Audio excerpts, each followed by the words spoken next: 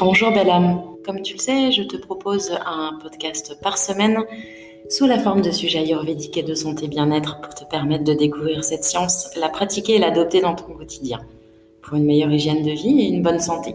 Si tu as écouté les podcasts précédents, tu as pu découvrir ce qu'est l'Ayurveda, notamment les doshas, les 6 saveurs, l'alimentation ayurvédique, les huiles essentielles pour ton dosha, comment maigrir, gérer la constipation, gérer des troubles du sommeil, ou encore le développement personnel et bien d'autres sujets pour se faire du bien et se guérir. Sinon, je t'invite à le faire avant d'aller plus loin pour bien comprendre les richesses qu'elle t'apporte et devenir autonome dans la gestion de ta santé, car l'Ayurveda, c'est la voie pour ta pleine santé. Dans cet épisode, je vais te parler des troubles du sommeil. Beaucoup sont concernés et me demandent des solutions pour bien dormir et améliorer leur vie quotidienne.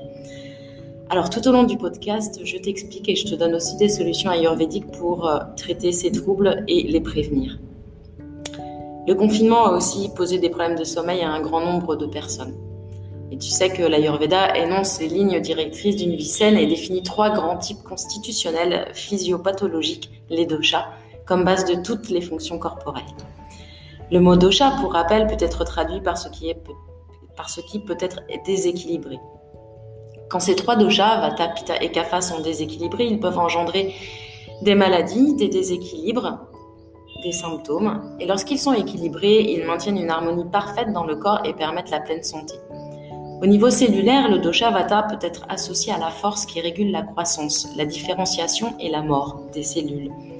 Ce dosha régit également les mouvements des cellules, des molécules, des nutriments et des déchets.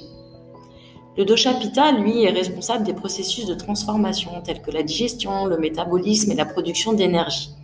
Au niveau cellulaire, ce dosha peut être associé à l'activité enzymatique, aux facteurs de croissance, aux processus hormonaux et aux réactions nécessaires à l'homéostasie et au maintien du métabolisme basal. Le dosha Kapha, lui, contrôle la cohésion et l'unicité de notre être, au plan physique et psychologique. Ce dosha forme et maintient la masse corporelle ainsi que notre souplesse. Au niveau cellulaire, les processus anaboliques et la coordination de la fonction des gènes et des protéines peuvent être associés à Kapha, ainsi que le processus de guérison. En Ayurveda, notre constitution de base d'équilibre est appelée Prakriti, combinaison unique des 3 doshas en proportions variables. Ainsi, la Prakriti détermine l'individualité et s'apparente au génotype. L'Ayurveda reconnaît 7 principaux types de Prakriti basés sur les différentes combinaisons des 3 doshas. Les doshas doivent être dans un état optimal, tout comme les relations qui existent entre eux pour que nous puissions être en bonne santé. En conséquence, les individus au dosha équilibré sont moins sensibles aux maladies que les individus au dosha déséquilibré.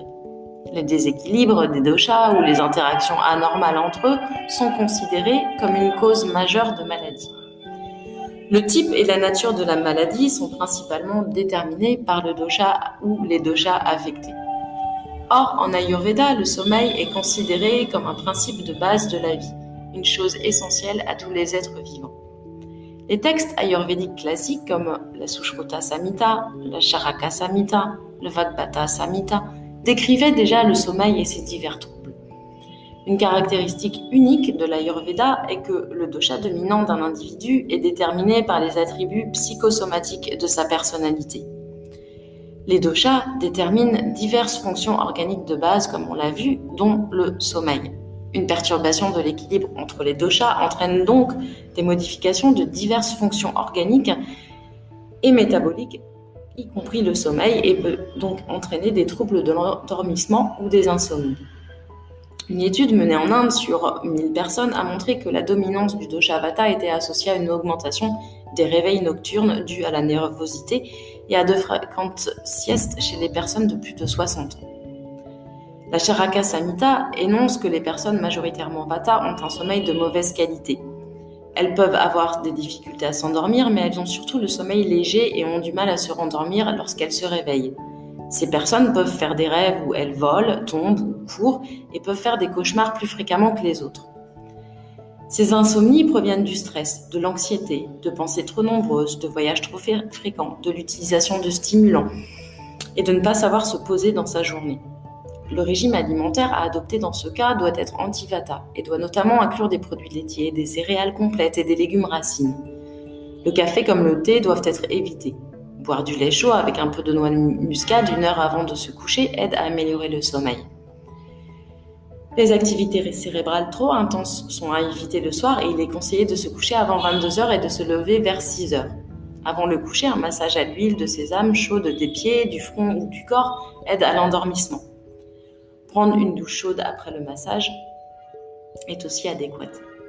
Quelques postures de yoga restauratif, la méditation et la récitation de mantras racines, ram ou sham favorisent également le sommeil.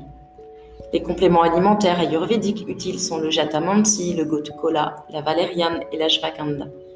Dans notre herboristerie occidentale, la valériane, la scutellaire du baïkal, la camomille et la passiflore sont parmi les plantes les plus efficaces, mais sous forme de teinture mère.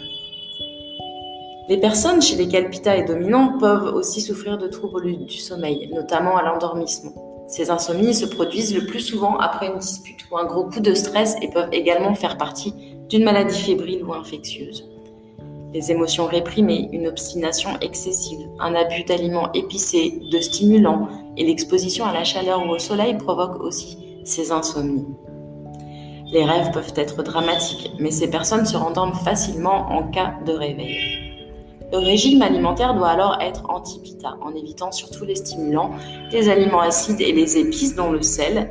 Les compléments alimentaires ayurvédiques utiles seront le gotukula, le bringaraj, le shatavari, l'aloe vera et le jatamansi. On peut également mettre quelques gouttes d'huile essentielle de bois de santal sur le front ou de l'huile médicinale au brahmi, brahmi telam, sur les pieds. Dans notre herboristerie occidentale, la scutellaire du baïkal, la passiflore et le houblon sont parmi les plantes les plus efficaces. Chez les personnes kapha, en dominance, elles ont tendance à bien et trop dormir. Elles aiment souvent les siestes en cours de journée également. Elles ont donc moins tendance à l'insomnie. Cependant, les troubles du sommeil peuvent tout de même apparaître de façon temporaire lorsque les canaux des pensées, manovaras rotas, sont obstrués, ce qui empêche le sommeil. Dans ce cas, les plantes nervines et réchauffantes sont indiquées, comme la noix de muscade, le jonc odorant, ou encore appelé vacha, et la valériane, sont utiles. Parfois, le simple fait d'épicer un peu plus les repas de la journée de gingembre ou de cannelle s'avère suffisant. Le trikatu est aussi une formule ayurvédique intéressante et utile dans ce cas. Alors je te souhaite une meilleure nuit, une belle nuit. Sois à l'écoute. Fais-toi du bien, en pratiquant des choses simples, mais efficaces pour ta santé et ton bien-être.